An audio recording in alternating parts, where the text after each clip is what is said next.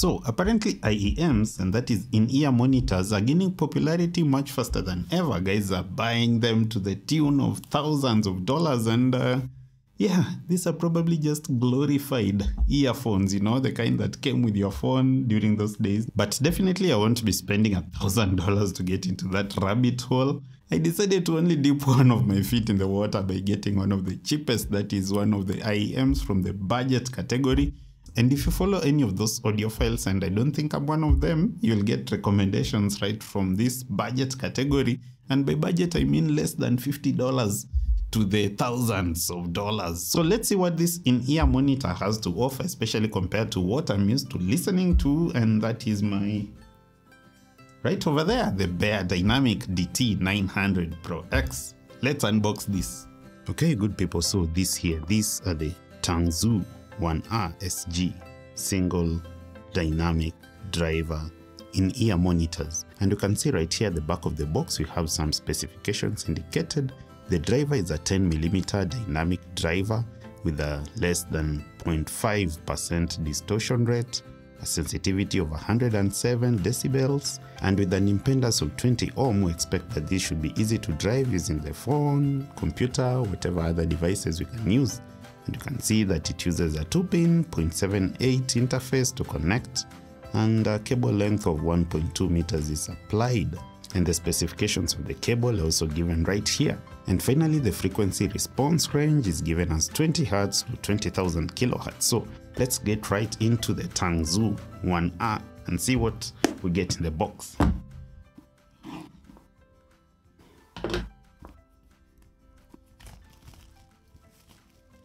Oh, and you can see that we just sliced through the face of the lady right over here. Somehow these IEMs like having, you know, these anime characters. Anyway, let's get into the box. First, we're greeted with another anime character printed on this tiny microfiber cloth. This should be for, you know, cleaning the IEMs and so on. And here they are. They look very, very beautiful. So this is the Tangzu Wan'er, a nice plastic blackish brownish kind of translucent shell. This one is for the left side. You can see that it's written L right over there. Some silicone ear tips are provided. We'll just find out in a bit whether we have more ear tips in there that you could change. And yeah, this is the artwork, the design that we have on the Tangzu Wan'er, and the connectivity ports are right over here. And so right here we have the right side similar to the left, and there we go, the Tangzu Wan'er. Now what else do we get in the box? We have another box within the box, and this should be the cable. Very well packaged, I should say. A nice white cable. Doesn't feel very strong, but it's quite well done, I should say. Okay, looks like some cheap plastic towards this end, but being a budget set of IEMs, really what more do you expect? And this is the end that will go around your ears. So the cable connects to the IEM like so. And here we go, ladies and gentlemen, the Tangzu Wan'er. There's a smaller box here written accessories. I guess there should be some extra ear tips, hopefully. So here, have a bunch of ear tips in here. We have smaller ones, I guess medium ones, and yeah, large ones. Here we can see that some of them are white and yellow, and we also do have gray and red ones, and just plain white ones. So I guess you go with whatever suits your style. Okay guys, believe it or not, I've actually been listening to this for close to a week now. The unboxing was just, you know, slipped in there, but yeah. And now I believe I'm able to make some comments and some comparison with what I'm used to listening to in terms of comfort and sound quality. First, let's talk about the comfort. Okay, I've had this on a journey that is like 150 kilometers, 75 to and fro. And I have to say that for some reason I expected that being bulkier than the normal earphones that most of us are used to plugging into our ears, you'd expect that this would be uncomfortable, but somehow they just disappear. I don't know whether it's because of this shape of the cable right over here that goes behind your ears, or it's just the weight of the plastic or the materials that are used to make these. but you don't really feel that extra weight or discomfort after putting this on for a long time. I also switched out to these larger ear tips because I felt like my canal was kind of larger, so this sort of plug in nicely and, you know, contain all that bass in there.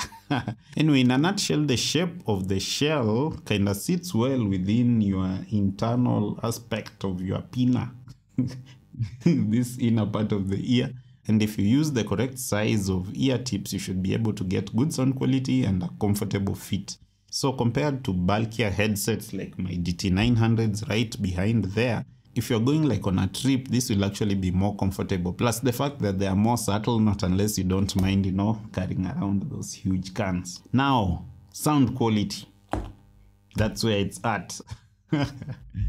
Okay, I'll only make a subjective analysis here first because I'm not an audiophile. I'm just a common human being like what most of you guys are, I believe. So I'm not gonna be going into graphs and what have you. I'll just tell you what I think, what I feel from my hearing.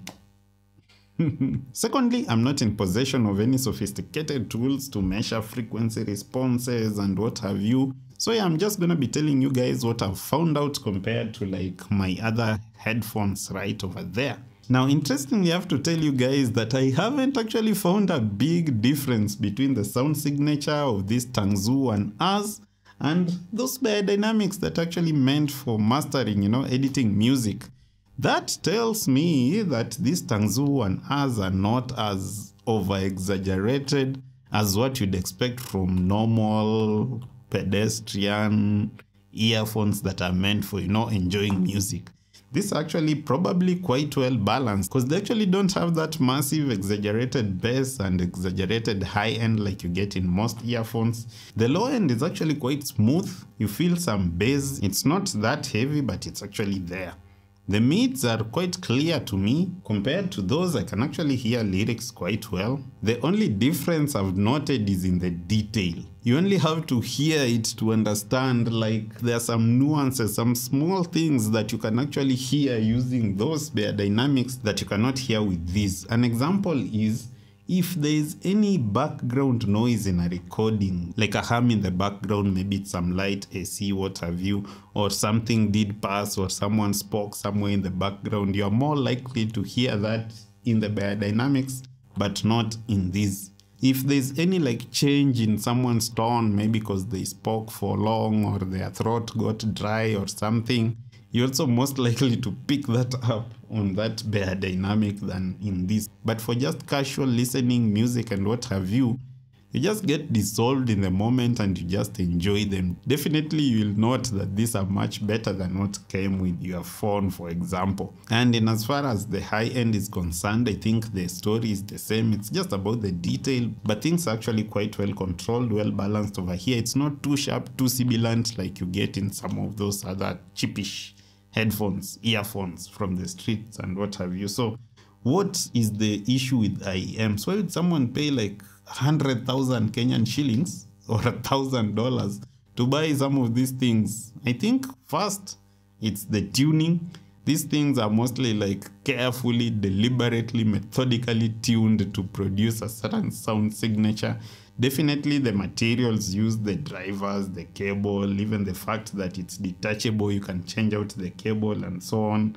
These are the things that contribute to, you know, the cost in as far as IEMs are concerned. And you'll even get some of them with more than one driver and what have you. You guys do your own research if you're going to be getting into these.